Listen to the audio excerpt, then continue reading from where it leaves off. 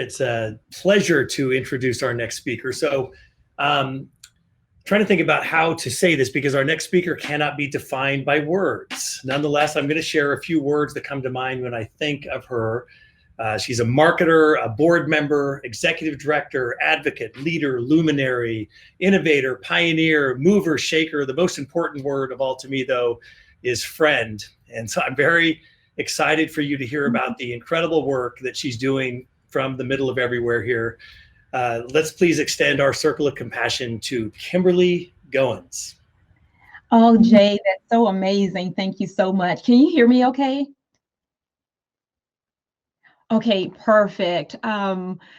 Wow, I am so excited. So many amazing speakers. Let me just say thank you again. I am so inspired to be here. I am honored and thankful to share this platform with you. In the interest of time, I want to hope to get two things accomplished with you today. Number one is to present a roadmap for Black economic advancement. And then secondly, ask you, each of you on this attending this conference today, to be a part of a group that is really committed to our participation, meaning Black people in this great state and across the country's participation in the economy, and really in the economy proportionate to our population and talent. At Just Do Business, which you're going to hear a lot about on this journey, we believe that if we can get Black entrepreneurs opportunities, that's really all that we need. But it has to be genuine opportunity opposed to charity. So as I get started, I want to talk about what this is not. So what this is not is an attempt to invoke guilt, to place blame or call anyone out. But as a country, we're finding ourselves at this crossroads of reckoning. So it's really an attempt to call everyone in. So I want you guys to sit back, relax. They actually didn't give me a time frame, so I'm only thing standing between you and lunch. But I do want my non-Black friends on this call that's listening to do one thing for me. Please stop going to racial sensitivity classes. Just go out, meet some real life Black folks. And what I can guarantee you is this: through authentic conversations, you will find that we all have more in common than what separates us. Before I talk more about Just Do Business, I want to take you back to a moment in time and how we really got started. We were all there collectively together last year during the worst pandemic that any of us have ever experienced. And at the same time, we witnessed the murders of Breonna Taylor, Ahmaud Arbery, and of course, George Floyd, whose last moments were spent with a knee on his neck, crying out for his deceased mother, while it was all being live streamed for the world to see. And so we collectively sat for 9 minutes and 29 seconds in horror. And then within moments, demonstrators in over 60 countries took to the streets in protest. That night, like so many others, I sat at the dinner table and I cried. The real ugly cry. And I thought about our grandson, our daughter that goes to school in DC, and share with my husband as he tried to comfort me that I felt with every moment that a tragedy like this happened, our household became closer to becoming a hashtag. And what we decided, because I asked him, what are you going to do about it? And he's really busy, but I'm so thankful that he too felt that this was a priority for him personally and professionally, because what we decided was that we really needed a strategy, and what our communities really needed was hope. What I know to be true is that there had to be a call to action, because after the protests, right, cleared from the streets, after the injustices were no longer in the 24 news cycle, and as the world really slowly forgot that these moments in time happened, what was going to be next? What were these young people going to do? Because as we know, was not long-term sustainable to protest every day. And so within 7 days or so, we had several leaders, I think about 85 to 87 leaders from around the country on a call, very much like this, led by our friend Robert Blackwell Jr., and with the support of Jay Wilkinson and Mike Dunlap, Connie Edmond, and so many others. Just Do Business was born. And what I will tell you that the time is now. So if you've ever felt like you were made for more, if you needed a sign, this is it, because there is a risk of doing nothing. And to do nothing is,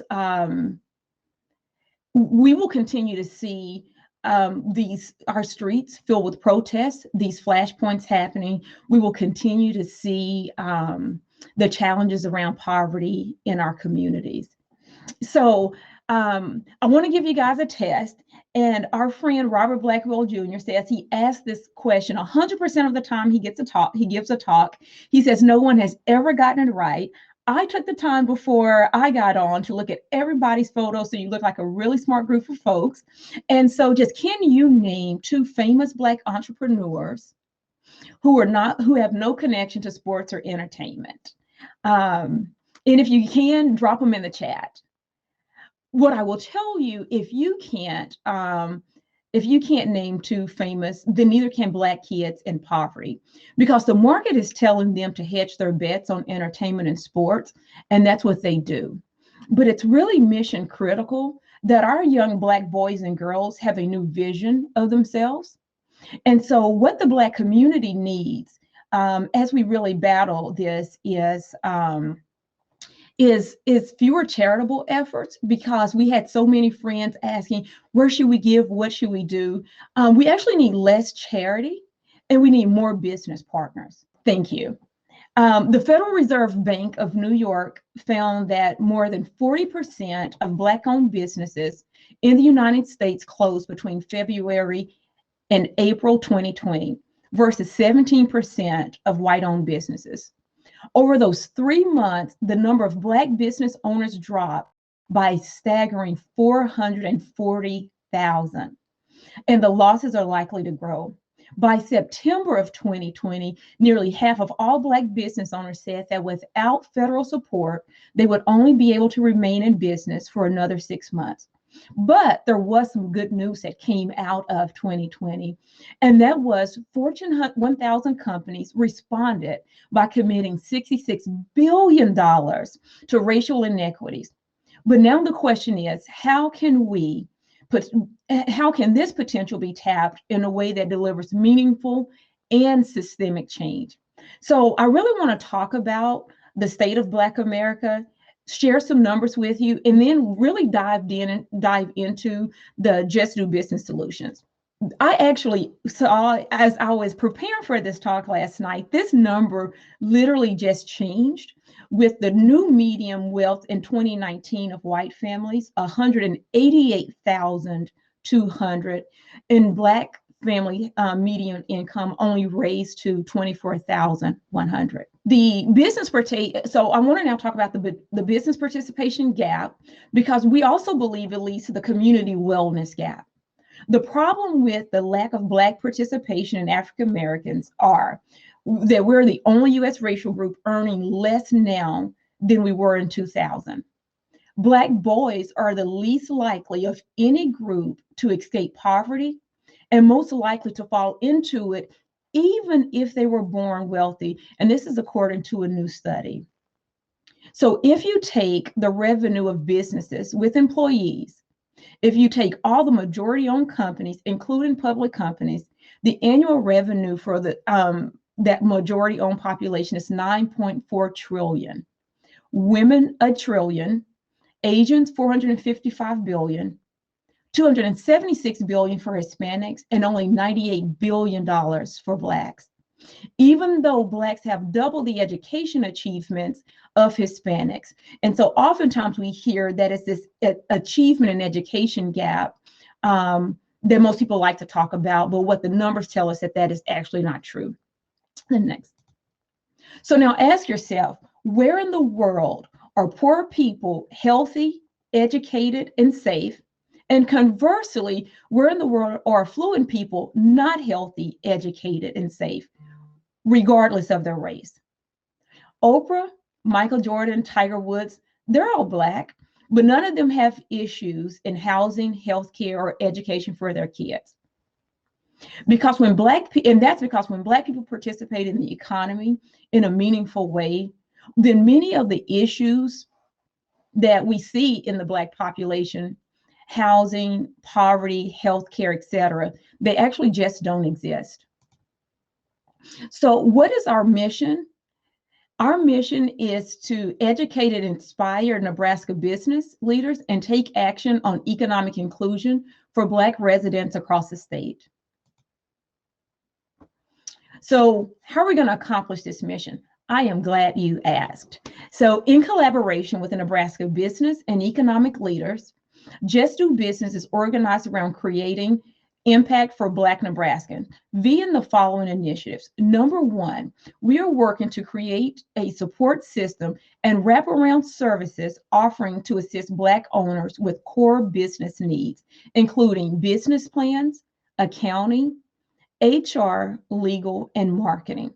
This is critical to their success because oftentimes there's an education gap and they oftentimes can't afford to be able to scale their businesses because they don't have any real experience or relationships around some of these core needs. Secondly, we assist Black entrepreneurs with raising capital in Nebraska. We also support the Omaha AFA mission to revitalize North Omaha. And that's important because in the state of Nebraska, North Omaha is the highest concentration of Black households, but also one of the poorest communities in our state. We advocate for and assist in the recruitment of Black-owned tech, service, and construction firms to open in Nebraska. Then we support efforts to establish an online resource that will make it easy to find Black-owned business in Nebraska. I know that there are a few Facebook groups, but they're not sorted or created in a way to really support the growth of Black-owned businesses. And then we want to get 1,000 Nebraska business leaders to take the Just Do Business Pledge. The Just Do Business Pledge includes this: just to hire more Black people to the professional workforce, including recruiting from historically Black colleges and universities. We want to increase Black participation in leadership roles, including the C-suite and board of directors. And lastly, we want to make sure that companies are really evaluating their vendor practices and being more intentional about doing business with qualified Black business owners. So Just Do Business is way more than a moment in time. It's really a movement to create economic prosperity in Black communities.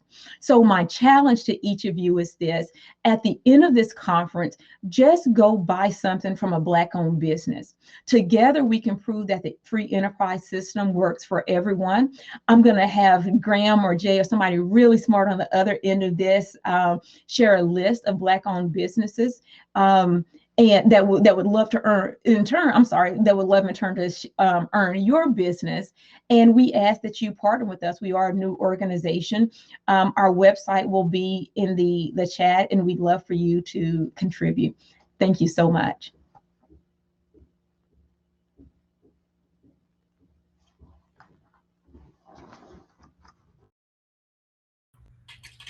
Thank you very much, Kim. And the comments, Kim, how important this data is, the stats, I will share with everyone that the Do More Good movement is really, really, really proud to partner with Just Do Business on this incredibly important initiative.